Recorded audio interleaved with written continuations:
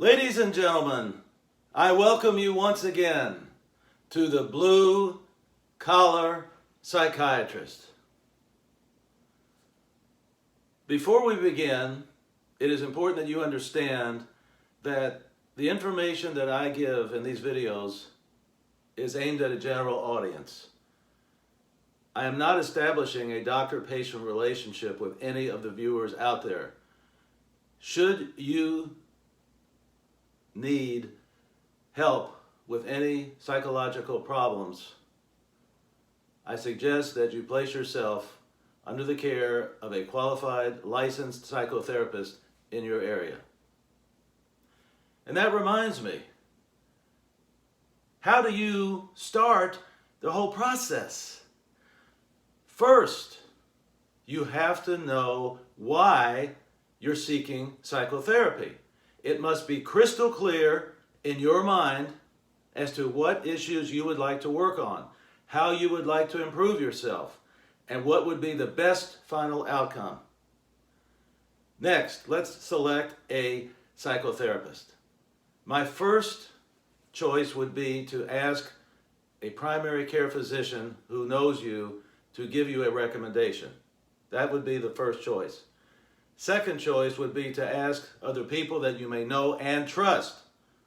Could be a friend, it could be a mentor of some kind, and ask them if they know of any psychologist or psychiatrist that has a good reputation in your town. One of the last sources would be to pick a name of a therapist out of a provider directory book that has been given to you by your managed care carrier. There you really don't know anything and you just have a name. This next point is very important. Before you actually select a name, or before you actually decide to go with a particular therapist, you need to consult with your state Department of Professional Regulation. Why? You want to make sure that the practitioner's license to practice is clear. You want to make sure that they are currently licensed. You want to make sure that if they've had any particular complaints registered against them in the past, what was the outcome? Have they had their license suspended in the past? These are all questions that you need to answer before you even select the psychotherapist.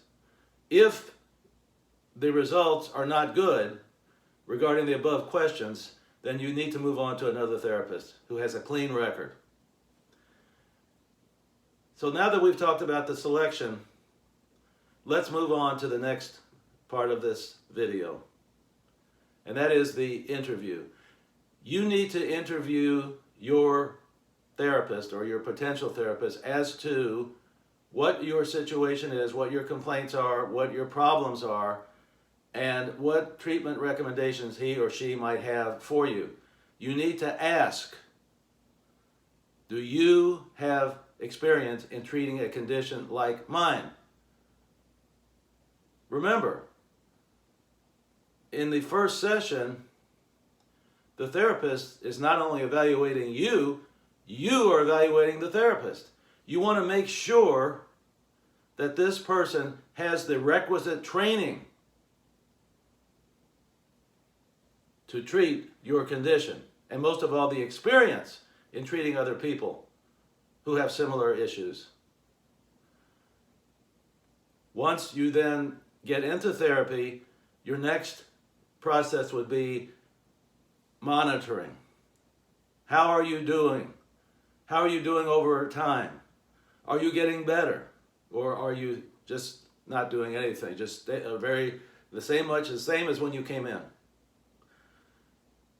If so, you need to talk to your therapist and ask, what can we, and I emphasize we, what can we do to accelerate the process so I get to my final destination and be able to go out and function in the way I want to function? You want to make sure you're not pointing the finger at the therapist, so you say we, not you or not I.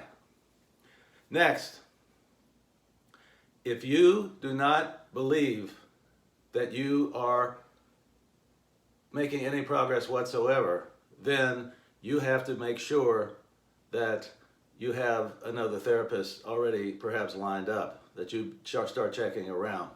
I also recommend this in terms of the monitoring. Monitor the therapist for any signs that he or she may not be for you. For example, it could be a therapist who has body odor, or a therapist who has stains on his clothes or her clothes, or it could be a therapist who has magazines strewn around the office, or there's an odor in the office, or the therapist is a smoker while he's interviewing you. These are some things that you have to look for. Keep your eyes and your ears open.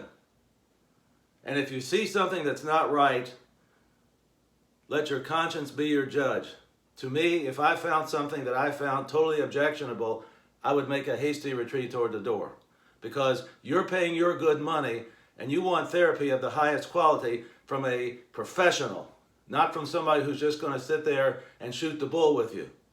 So this is very, very important to make sure that the therapy is working and that the therapist is someone that you can trust and respect. Ladies and gentlemen, I hope that you can put all these things together. Remember, number one, the selection process. Number two, interview the potential therapist. And number three, monitor your progress as you go. As always, I remind you, drink!